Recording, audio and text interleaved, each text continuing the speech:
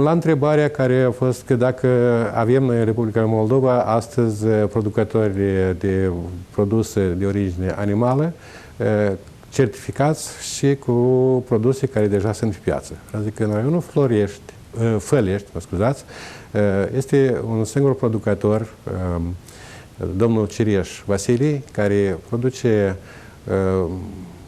crește animale pentru lapte. Laptele este procesat în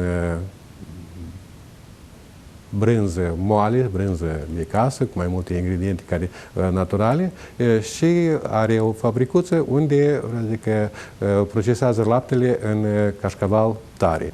Domnul Cireș are dreptul și a obținut deja pentru etichetarea produselor de origine animală, adică începând de la lapte proaspăt, smântână, unt, cașcaval și brânză moale, pe eticheta lui este aplicată Marca Națională Agricultura Ecologică Republica Moldova, care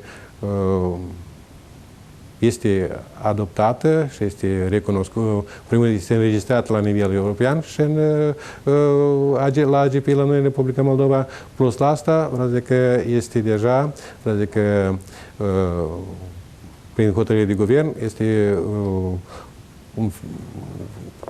oficial declarată ca marca națională cu privire la produsele agroalimentare ecologice.